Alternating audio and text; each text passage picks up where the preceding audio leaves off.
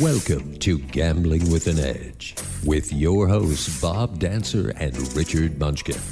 Bob Dancer is America's premier video poker writer and teacher. He's written 10 books, including Video Poker for the Intelligent Beginner and the best-selling $1 Million Video Poker. He helped develop the computer software Video Poker for Winners, and in 2004 he was inducted into the Video Poker Hall of Fame. Richard Munchkin has been a professional advantage player for over 30 years and is in the Blackjack Hall of Fame. His book, Gambling Wizards, Conversations with the World's Greatest Gamblers, is a testament to the many ways you can succeed at gambling. The goal of the show is that you'll be a more knowledgeable gambler tomorrow than you were yesterday. And now, here are Bob and Richard. Good evening. Welcome to Gambling with an Edge. I'm Bob Dancer. And I'm Richard Munchkin. Our guest tonight is Michael Shackleford, the Wizard of Odds, talking about Super Bowl propositions. I'm going to bring Shaq on right away because some of our pre-props discussion subjects are within Mike's expertise. Shaq is an actuary by profession. He created the wizardofodds.com website, which has explanations for hundreds of different casino games, and is a former co-host of this radio show. Michael Shackleford, welcome back to Gambling with an Edge. Thanks for having me. It's my pleasure to be back. Thank you. We received an email addressed to gamblingwithanedge@gmail.com from a player who wants to be an AP. Although he normally plays blackjack, he decided to add video poker to his repertoire.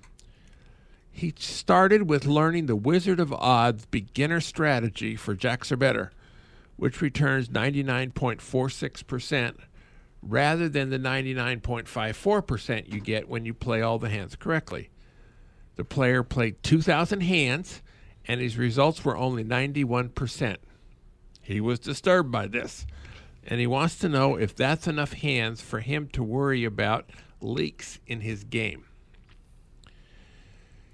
If you want to be an advantage player, using Shaq's beginner strategy, or the Dancer Daily strategy for that matter, is a huge leak in your game. The edges of video poker are small enough today that voluntarily giving up 0.08% is a big mistake, especially since 9-6 jacks is arguably the simplest game out there to learn perfectly. Just looking at your ending score is a very poor way to judge how well you played. You can luck your way into some good hands and think you're doing well. You can play perfectly and score badly. Your results after 2,000 hands are probably 75% luck. Although I just made up that number because it's impossible to accurately quantify how much skill or luck there is in the short run. I've had many 5,000 hand sessions with that same jacks or better game where I've lost more than 10% of my coin in. And I believe I played every hand perfectly during those sessions. It happens. If you're going to be miserable during every losing session, gambling is probably not a healthy career choice for you to be undertaking. To evaluate your play, you need to use video poker software. I had a hand in developing Video Poker for Winners, but there are other products out there as well, including Shaq's Wizard Video Poker, suitable for iPhones and iPads. You need corrections to make the correct play. Almost nobody can learn a strategy well without this correction. Richard, comments? You know, I think a lot of people that start out trying to do any kind of advantage gambling, whether it's card counting or video poker, whatever it is, most of the advantage gambling really involves variance, and you want variance in order to be able to get away with what you're doing. So for example, in video poker, when you win, the casinos stop giving you stuff. So if you were to just grind out a small win every time you played, basically you would have a disadvantage and you wouldn't be getting the things from the casino that are where your advantage comes from. So, and I think the hardest thing for a lot of beginning gamblers is to learn to embrace variance. Another example of this is when internet gambling first started, they would have these deals where, you would deposit $100 and you would get a $100 bonus. And these idiots would play roulette and bet on red and black at the same time to try to ensure their profit on that $100 bonus as they ground through the wagering requirements. And, obviously the casinos saw very quickly what was happening. So, so if you're interested in learning to gamble with an edge, you really should learn to embrace losing.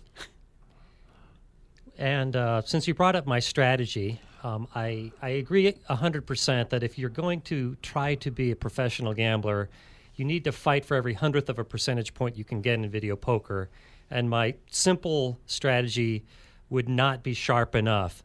That was meant more for recreational players. For example, I've been trying for years to get my mother to hold a low pair over a single high card, and I'm still not successful. So if I can't do that, it's clearly your strategy is wrong. Yeah, then even my most simplified strategy would be too complicated for people like her. So, wait, what does she like to hold over a low pair? For example, just a queen.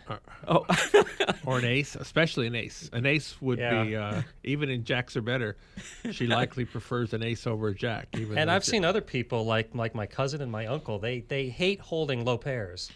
You come from a suspect gene pool, Michael. Let's move on. We had another email address to gamblingwithanedge@gmail.com. Seems this guy says he's young and smart and thinks he could be an AP if only he can find a mentor.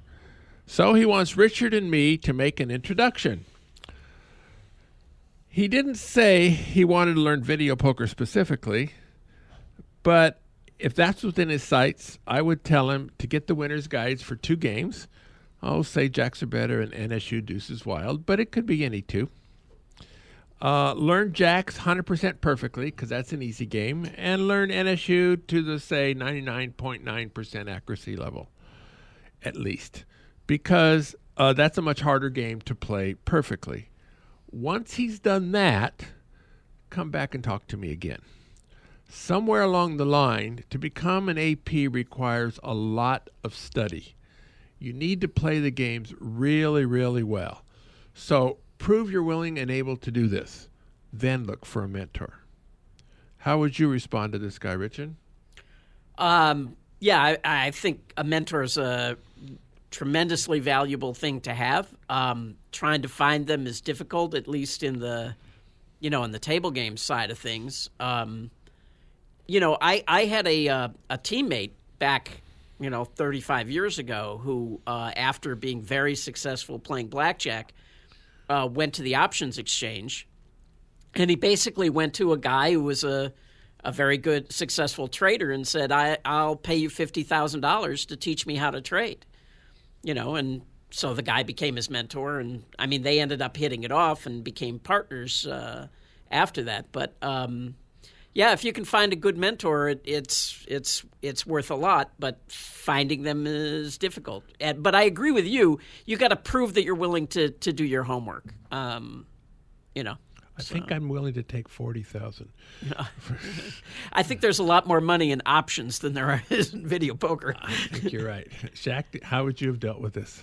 Yeah, I am an informal mentor to several people, and I always find it very annoying when, say, a friend comes to me and says, Mike, I've decided I'm going to become a professional card counter. And I say, oh, well, I admire your ambition.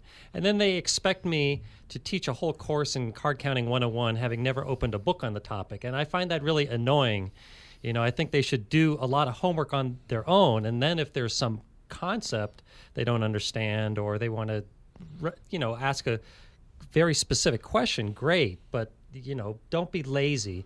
And furthermore, I think there probably is a market out there for experienced professional gamblers to offer mentoring service on a paid basis. And I've offered lessons on an hourly basis before. So there should be more of that. As have I, and in the poker world that happens all the time.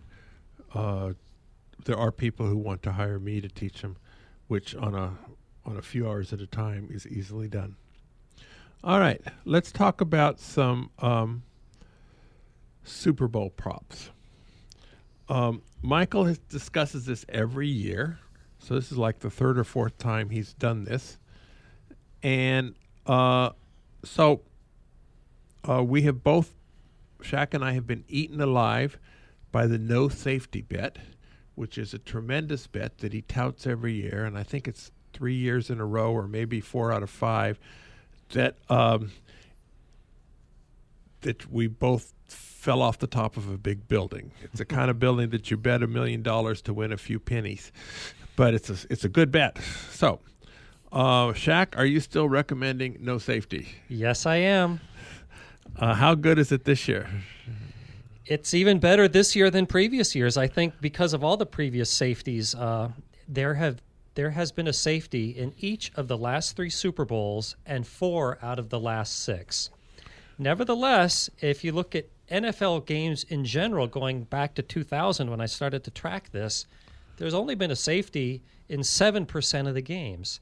I believe that it has just been an anomaly that there have been so many Super Bowl safeties, but I stand by my advice that betting the no safety is a very good bet. This year, I put it fair at minus 1486, or basically it's fair to lay 15 to 1, and I have already seen it get as good as laying only 6 to 1, which was at the Boyd/Coast casinos. I've also seen minus 650 at William Hill, and I think it's going to get even better at the last minute. So I have not lost my faith. After the Super Bowl last year, I didn't. I felt like losing my faith, but it's been restored, and I'm still pushing that no safety bet. How much will they take on that bet? Most of these places. Most places have $500 or $1,000 limits. In which case, if you're laying money, you can lay to win that much. For example, if the limit is 1,000 and the line is minus 700, then you could bet 7,000 to win 1,000. So you're not going to have any trouble getting money down on this bet. Trust me. Yeah. Well, unless you wanted to put $250,000, and you could actually get that much. It's if you went to lots of different places. Yeah, you could go. For example, the Hilton and I think the MGM casinos have a $2,000 limit, and I think if you were patient, you would just kind of ping pong that back and forth with the public, and you could get $250,000 down on that if you wanted to. All right. So, what are the good Super Bowl prop bets this year that you would recommend that currently are available somewhere in Las Vegas? All right. Well, first of all, this is a pretty weak year for props. Why is that? The main reason is that it's basically a pick'em game, so that there are a whole ton of props that makes no value in. For example, the team to score first. Will the underdog ever be ahead? The first team to 8 points. The first team to have a first down. The first team to do anything. Those are all basically now coin flips, but everyone is offering minus 110, or minus 115 each way. So there's no value in laying money on a coin flip. So you've got to look at things that are not 50-50. So here are some of my suggestions. One you'll find everywhere is first score to be a touchdown. I put this fair at minus 166. I've seen that at minus 150 at Jerry's Nugget, minus 155 at the Wynn, minus 150 again at the MGM casinos. You're not going to have trouble finding a good bet on that one. That's not much of an edge, though, either, right? No, it's not. Like I said, it's not a very good year. But now, but a good, I think a professional gambler, has to take an edge wherever they can find it, even if it's not that big. I'm not a football bettor, so I'm asking these questions for the guys like me. So on a bet like that, where your edge isn't that big, do they comp football bettors well? No, they don't comp So sports you don't get bettors. any extra vig in the You might comp, get a really. free drink ticket. Yeah, oh, great. Yeah, a lot of places don't even have a reward program at all. Yes, you can. It's easy to get free drink tickets by placing just a $20 wager or whatever. And some places have a point program like William Hill, but I don't think I've ever received anything for my sports betting points. The percentages are just so low that it's not even worth taking under advisement. Okay, let me go on to the next one. The flip side of that, the last score is a touchdown. I put that fair at minus 199. I've seen that at minus 160 at the station casinos and Jerry's Nugget, and minus 180 at the MGM. And I might add, these are lines that I've just seen walking in. It's not like I camp out waiting for the Virgin lines anymore. These are just the going lines. Okay, we already talked about the no safety. No overtime is another big bridge jumper that I bet every year. The line on that is, the best line I've seen is minus 800, and I've seen that at lots of places. When everyone starts pouring in from California and the whole country this weekend, they're all going to be betting the yes on that, and I expect that to get better. So with these bridge jumpers, I like to wait until the last minute. And how often is there overtime? There has never been a Super Bowl overtime, and in games in general, off the top of my head, it's been 7 or 8%. Okay, 2-point conversion. I put the no fair at minus 569, and I've seen minus 380 at the South Point book of casinos. There's a lot of them that share those lines, and minus 400 at the CGT, the book that they use at the Venetian and the Cosmopolitan, Tropicana. No 3-point margin of victory. I put that fair at minus 510. I've seen that minus 400 at the South Point and Westgate. If you don't like the bridge jumpers, touchdowns under 5.5, I put that fair at minus 123. And I've seen minus 115 at the South Point and Boyd Gaming Casinos. Team to score last wins, I put that fair at minus 205. I've seen at minus 180 at the Golden Nugget. Will there be a scoreless quarter? I like the no on that. I put it fair at minus 347, and I've seen minus 290 at the Westgate and South Point casinos. And next, let's talk about bets on each individual team. Fortunately, this is a little easy to talk about because it's basically two evenly matched teams. So, field goals under 1.5 by either team. I put that fair at minus 103, and I've seen plus 115 at the station casinos and plus 120 at the Wynn. Kicking points by either kicker under 7.5. I put that fair at minus 115, and I've seen plus 120 at the William Hill casinos and the Golden Nugget. Kicking points under 8.5. I've only seen this on Gostowski, the Patriots kicker. I put that fair at minus 178, and I've seen minus 130 at Wynn and minus 145 at the William Hill casinos.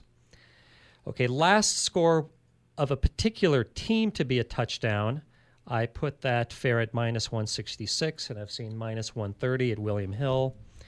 First score to be a touchdown by a particular team, I put that fair at minus 168 by either particular team. I've seen minus 130 at William Hill and minus 135. I forgot to say where, but I saw it somewhere. And first downs under 21.5 by the Patriots. I put that fair at minus 166, and I've seen minus 125 at the Wynn. That's one of my favorite bets. And Wait, I'm sorry, repeat that again? under 21.5 first downs by the Patriots. I think that they're probably only going to have about 19, and it'll probably be really close to 19 as well. So again, I put under 21.5 at minus 166, and you only have to lay 125 at the win. Do they let you parlay any of these things? No. No, there would be huge correlations there. A lot of places have a parlay card, but rarely are those any good. And that's about it. It's no surprise that everything that I've said is an under or in something not to happen. It's this way every year. It's because all the squares come in here and bet on stuff to happen and bet the overs, and it creates value the other way. So just between betting the unders and nos and shopping around, there's good values to be had. Now, are all these numbers on your website, and are you updating them as the days go on? Yes, I just put on my website today basically everything that I just said. It's the fair lines for this particular Super Bowl and the going lines that I've seen around town for them. And with a lot of them, I list a whole lot more. And with a lot of them, I just haven't found any good lines. For example, one that I've bet a lot previous years is under 3.5 field goals. But I'm just not seeing any good value on that this year for some reason. And I also have a calculator on my website where you can put in the spread and total on any game, and it'll produce the fair line on almost 100 different props. So basically, I'm just using that calculator to do the analysis. Okay, we just had somebody submit a question via Twitter, which is kind of new for us. You can tweet us live at RWM21. This is our Virgin Live tweet. Yes. All right. So the listener asked, what is the biggest sucker prop bet, the bet everyone wants to make but should not? To bet on a safety. Ah, okay. I'm telling you, every square is betting that. And I've heard the last 3 years when there was a safety, the people in the sports books just went nuts.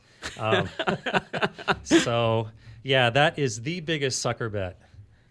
Okay. Really bigger than now. You generally tend not to bet on individual people, such as will Tom Brady throw an interception, or will Richard Sherman have an interception, or how many rushing yards will Marshawn Lynch get, and those kind of things. And yet there's a huge number of props with somebody's name on it. Is there a reason you avoid those? There's two reasons. Number one is I used to analyze those bets, and it's pretty time-consuming. And when I looked at my results after a few Super Bowls doing this, I noticed that my bets on any prop to do with a player's name, other than the kickers, we're just not doing very well. And I followed the Stanford Wong methodology of using the Poisson distribution in his Sharp Sports Betting book religiously. And I don't know if I just had bad luck or if there's just something about the Super Bowl that they rely on their big stars even more. Because I was finding myself betting, will player X, who's a big star, score a touchdown? No. And just time after time they were. So I got frustrated that way. And number two, they're time-consuming to analyze, and this is just something that is only going to be good for that one game because it's all going to be different the next Super Bowl, whereas all the stuff I'm talking about is very formulaic. You don't have to care about anybody's names. All you care about is the spread and the total on the game, and my calculator does all the work. So I would think that some of the ones that involve names, you wouldn't really have that much data for some players. Right. And the way I would do it is, for example, will Marshawn Lynch score a touchdown? Is I would look at how many touchdowns that team expects to score and the percentage that player scores, and then do the exponential distribution to determine the probability of him scoring at least one. I would look at the last 2 seasons of data for these particular players. Right, and so if a player has, I don't know, scored over 2 seasons, 5 touchdowns. That's not much data, right? I mean, Yeah, there could be a small sample size problem, but also what you're missing there is if there's, for example, he had a late season injury, but maybe he was a star player before that, or so the data doesn't say if there's an injury. So so that not knowing information like that can lead you to make mistakes. Now, there's often a prop.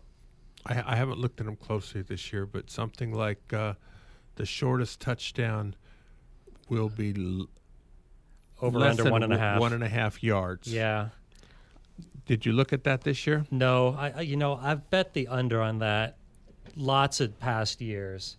Mathematically, it always looks to me like a good bet, but but for the reasons I just said, I pretty much don't analyze any props anymore that have the word yard in them. Not even. Well, what if it has kickers, which you like, and a field goals of 29 yards or more or less or something? Well, I used to love analyzing those, and I paid somebody to make a spreadsheet of the number of yards of every field goal going back numerous seasons. So I paid this guy to do all this analysis, and so the next Super Bowl I felt really armed and ready to handle all these props, like will both teams score a 33.5-yard field goal. And I didn't really do that well on them. And another thing you have to consider is my data goes back to the year 2000, and field goal kickers keep improving and improving, and people they're now kicking field goals in the high 50s. But when you mix in a lot of this old data when the kickers were not as good, it leads you to betting against these long field goals, and you could be making bad bets with this old data. Actually, I seem to remember last year or the year before talking about over under the number of field goals was like 3 or 3.5 or something, and and you liked that bet at that time. Yeah. Is that still on your list or no? I put under 3.5 field goals, which is the common line at minus 134, and I've also seen under 2.5. I put that fair at plus 169, but I have not seen value on either side of those this year. It's just kind of strange, but that used to be one of my favorites, but I haven't bet it this year yet. So there's often some fun bets at the Super Bowl, such as the number of yards by one team in the first quarter against the number of points a certain basketball player would score on the same day, plus 14 or something. What are the most interesting fun bets you've seen this year? Bovada always prides themselves as putting out a bunch of silly ones, and I forgot to bring the list, but going off of memory, there's always what color will the Gatorade be when they pour it on the winning coach? Will the person singing the national anthem forget or make a mistake with the words? How long will it take to sing the national anthem? How many times will a Deflategate be mentioned on the air? Will Katy Perry forget the lyrics to any of her songs? There's a parlay between the Super Bowl winner and whether or not Punxsutawney Phil will see his shadow the next day, which is Groundhog Day. And have you analyzed that one? Yes. I present a pretty detailed analysis of that on my website. It's a Phil, as if going off of memory. You need to get a life, Michael. Sorry. I don't know why I waste so much of my valuable time on silly props like that, but sometimes they just interest me. So I studied the frequency with which Punxsutawney Phil has seen his shadow, and the weather forecast for Punxsutawney on Monday is going to be cold and snowy. But usually it's sunny, so Phil sees his shadow. which means 6 more weeks of winter. So I wish I had data on the correlation between the weather and whether or not he goes back in his hole. But yeah, that's another one. And but here in town, there's one at the Golden Nugget on over or under 6.5 letters in the last name of the first player to score a touchdown. And I wasn't expecting to see this when I walked in the door, but I went home and I looked at every offensive, both rushing and passing touchdowns for the last season of both teams, and I assumed that each player would score a pro rata share of touchdowns in the Super Bowl. So I determined the probability of each player scoring a touchdown and looked at the number of letters in their name. And I determined that the probability that the under will win is pretty strong at about 70%, meaning a fair line of about minus 227. And they opened this up at plus 125. So whoever bet that bet first had a 56% advantage. But I hear that the line has significantly moved since then.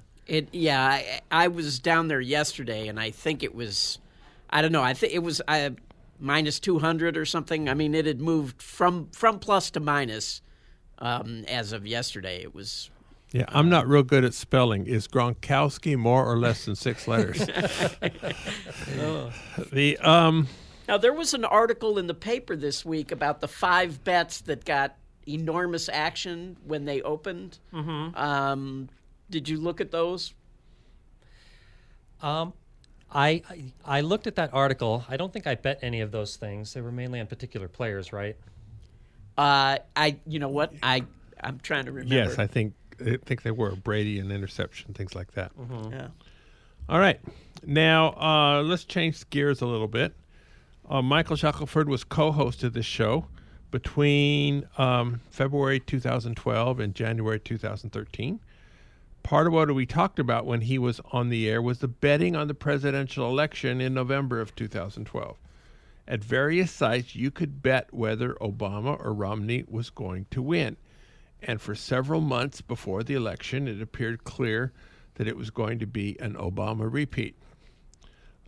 Curiously, one of our listeners wrote in to complain that Shaq was un-American for daring to report that Obama would win again. But I digress. Anyway, this year, there is such market where that betting can take place for the 2016 election, which is still more than a year and a half away. What's the current status of that market, Michael? Okay. For the party to win the 2016 presidential election, the market shows that the Democrats have a 59.3% chance to win and the Republicans 40.7%. Looking at the primaries, Hillary Clinton is a very strong favorite for that. She's almost unchallenged. It shows she has an 80% chance of winning the Democratic primary, even though she's never indicated she even wants to run. The Republican primary is much more interesting. There's a whole big field right now, and let me tell you the probability, according to the betting market, of each candidate winning the GOP. Now, wait, where are these numbers coming from? They are coming from Betfair. Okay. So I'm looking at I basically looked at the recent. Betfair is a British site? Yes, it is a website where basically people bet against each other on all kinds of different markets. It's mainly sports, but and it's like InTrade, where the market moves based on the yes, it's the exactly like InTrade. So these are odds based on all the going prices for these candidates, and I am a firm believer in the efficiency of the market, and I think that looking at the betting market is a much better estimator of what's going to happen than the polls that they quote on the news.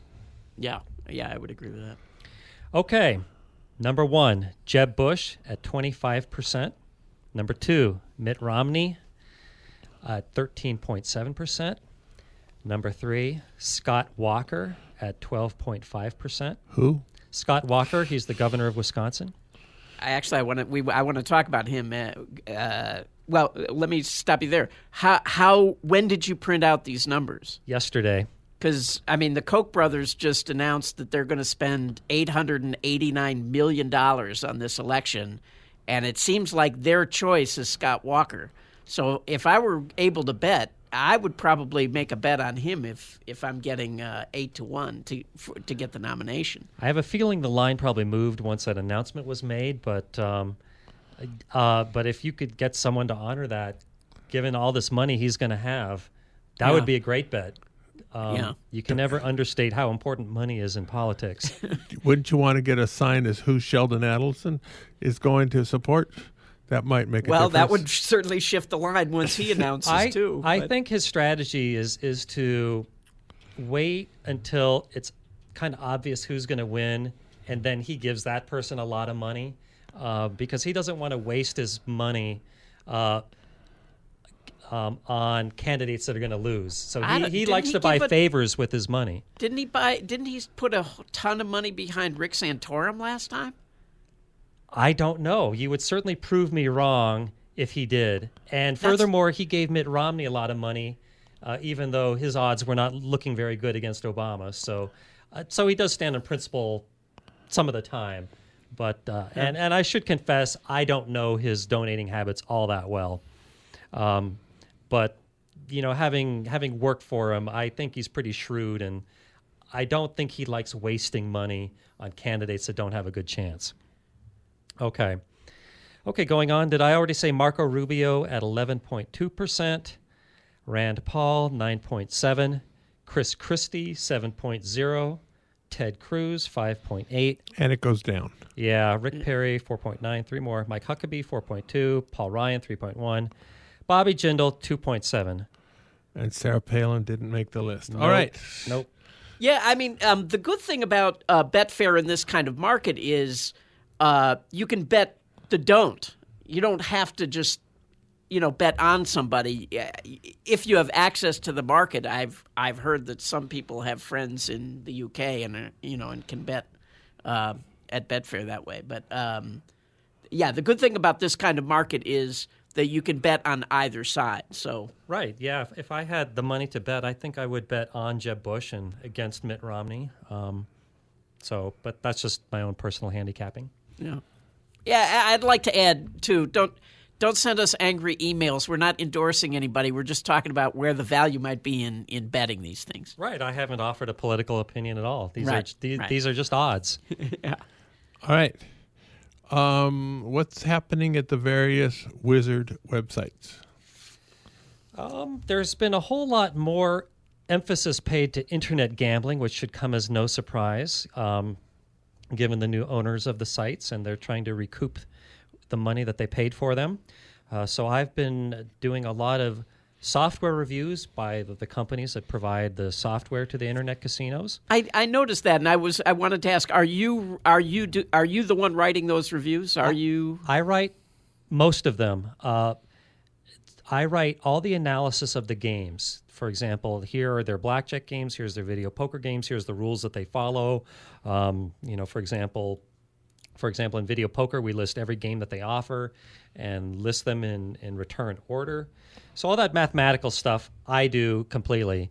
But when it comes to the reputation and bonuses and customer support, things like that, I don't really know that well for these smaller companies how they rank. So some of the other people that work for the company add that information.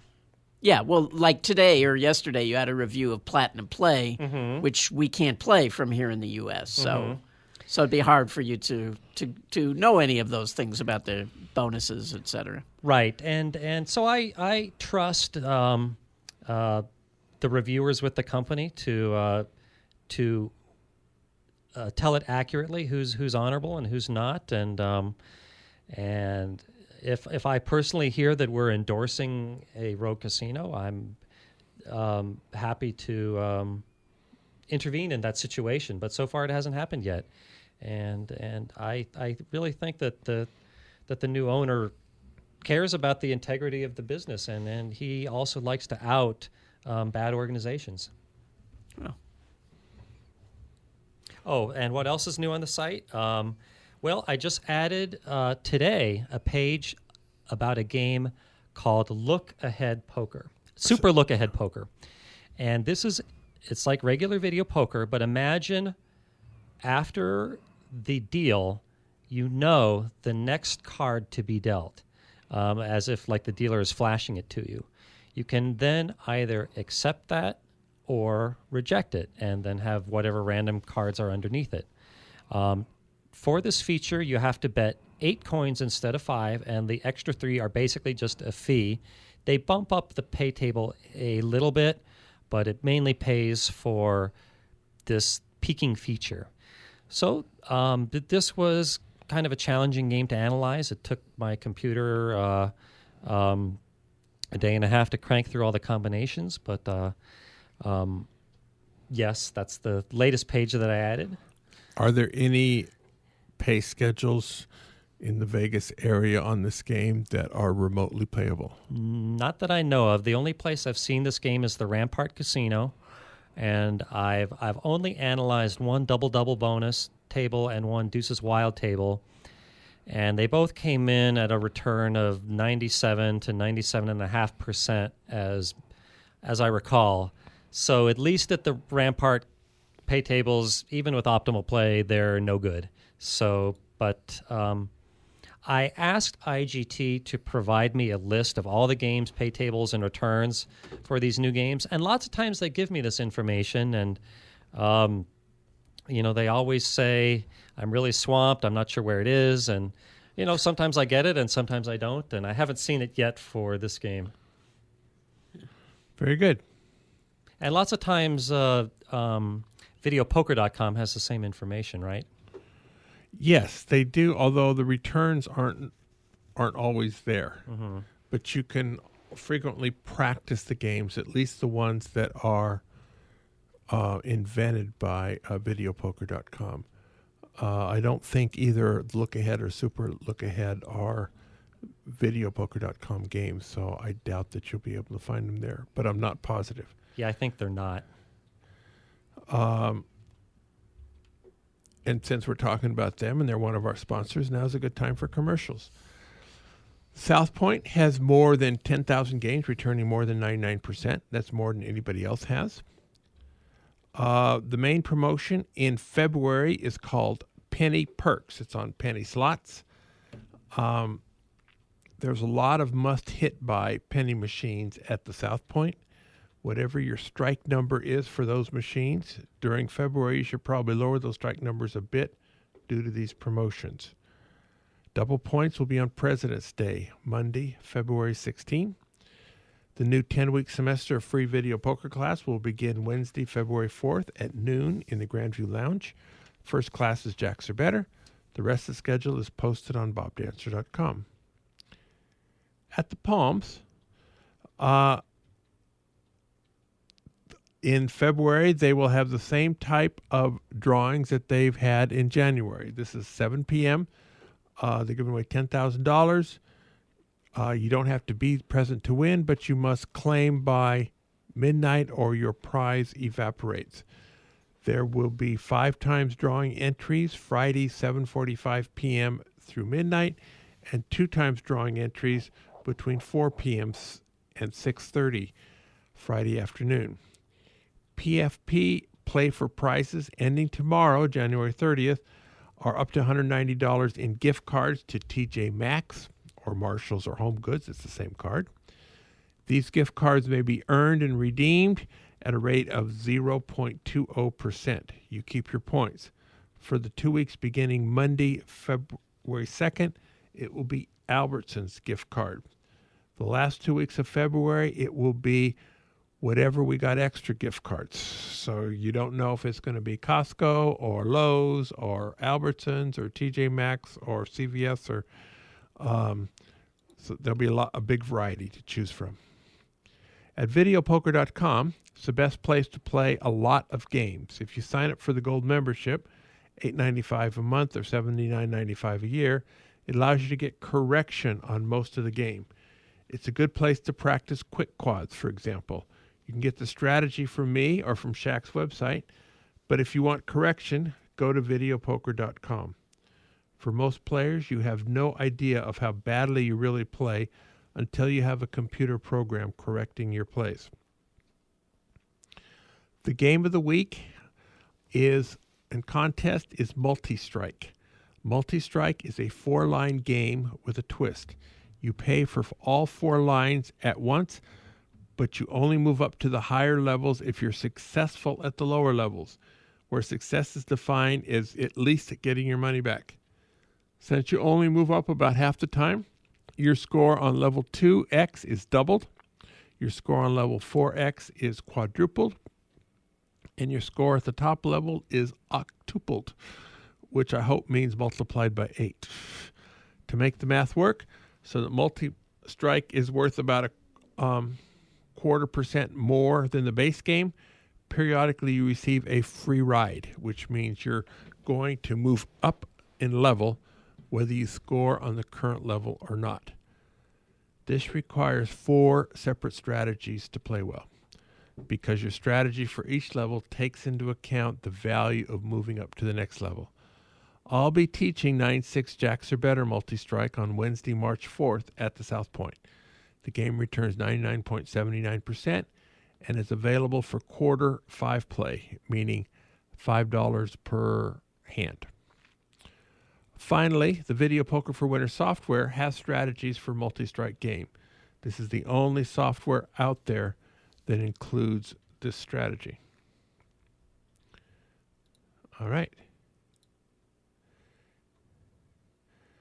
I got another email from a friend, and he lives in the Midwest and received a comp trip to the Atlantis Casino in the Bahamas. This is just over the bridge from Nassau. They got free food, except there was going to be a tax charged to it, a forced gratuity, which you'd have to pay at the end. So he came to the room at the end and check out. He figured he would owe $300 because it included some stuff in the gift shop that he bought. Instead, his bill was $2,000. He complained at the desk. They lowered it by $60.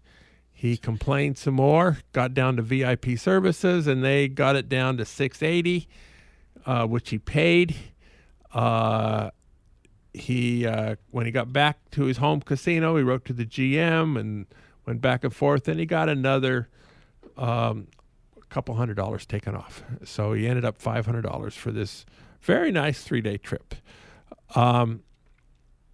He talked to the other people and everyone else had this kind of experience. So if you get a trip to the Atlantis in the Bahamas, this is a totally different organization than the Atlantis in Reno, know what you're in for. Some people like to negotiate and are good at it. Some people are good at it but hate it. And some people are terrible at it. There are people who can sell ice to Eskimos, and there are others who are so bad at it that around them, ladies of the evening play hard to get. So depending on what kind of person you are. That should be disclosed ahead of time, though. I mean, that's obscene that you would get hit with a bill like that without being told ahead of time. Yes, and the resort fee is $71 a day, and that they did not reduce. Jeez. And so here, a lot of the casinos in Vegas do have resort fees, but they're not that high, and usually if you're comped room, the resort fee is waived. And it's only for the non-gamblers that they actually charge the resort fee. All right. The Blackjack Ball happened recently. We'll be discussing it next week with Max Rubin, the host of the ball, and also the winner of the Gross Gene Cup will be here next Thursday. After the party, a group of ball attendees decided they were going to go go-karting the next day. I was invited to go, and I've never been go-karting. I am not a speed demon. I drive like an old Asian woman. But I liked some of these guys, and I wanted to get to know them better, so what the hell. So I show up and pay my $60 for 2 10-minute rides and a free T-shirt, and take the TV course so I know what I'm doing. And we go, and it's a zigzag course. My score was, my best lap was 35 seconds. To give you an idea of how good this was, the best guy in our group was 22 seconds. He passed me up 4 or 5 times during this 10-minute ride. So I wasn't very good. Didn't particularly enjoy myself. So Munchkin, who was there to take pictures, I said, Richard, you go on my second one. I don't really want to. And so he scored like 27 seconds for his best time, which was considerably better than me. And so I was figuring that, but this was still under my name, and so this was an 8-second improvement. So I figured I would get such a big prize for such a vast improvement, but somehow they forgot to give me one. You know, everybody that I was with forgot the free T-shirt, so they owe us about 4 or 5 free T-shirts from. But yeah, a good time was had by all. It was great to get out with a bunch of players and just do something fun. And the one thing I thought was funny is a lot of Advantage players are pretty competitive. There was one guy in particular who got there an hour early just so he could practice before the rest of us showed up. Well, he did his 2 laps, and he was basically done before the rest of us started. I don't think he went again, did he? Oh, yeah. He kept going. He was there to practice. Yeah. He was there to practice. All right. So did you see what his score was? Or? Yeah, it was low 20s. I mean, yeah. So. Well, good. I have no idea how they do that. Now, this same, I should say that, a lot has been mentioned on the air about my avid ping pong play, and so this particular guy, it turns out, is also an avid ping pong player. So he came over to play. Yes. And then I found out that he gets 2-hour lessons twice a week. Wow. So so I didn't fare very well against. He's a man from Australia. Yes, but he lives in London now. So. Well. The 2 hours of lessons? Twice a week, 2 hours. So 4 hours a week of lessons, yeah. Wow. That was, that 1 week's worth is 4 hours more of lessons than I've ever had. Right. All right. So, Richard, if somebody wants to get our broadcast delivered to them, how do they do it? First of all, we really welcome your questions. So you can send them to us at gamblingwithanedge@gmail.com or facebook.com/gamblingwithanedge. Or, as we had tonight, you can tweet them to us at RWM21. If you'd like the show delivered to you while you sleep, you can sign up and have it delivered to you through YouTube, iTunes, Stitcher, or even through my site, richardmunchkin.com. You can get all the old episodes at bobdancer.com. All right. Thank you very much. Thank you, Michael Shackleford. Thank you, Richard. Go out and hit lots of royal flushes, everybody. Good night. Good night. You've been listening to Gambling with an Edge with your hosts, Bob Dancer and Richard Munchkin. Subscribe to the show in iTunes, and episodes will be delivered to you automatically every week. Archived versions of past shows may be found at bobdancer.com and richardmunchkin.com. We welcome emails at gamblingwithanedge@gmail.com. Bob Dancer and Richard Munchkin are both available on Facebook and welcome your questions. The sponsors for the show are the South Point Hotel, Casino and Spa, the M Resort, the Palms Casino Resort, and the website videopoker.com.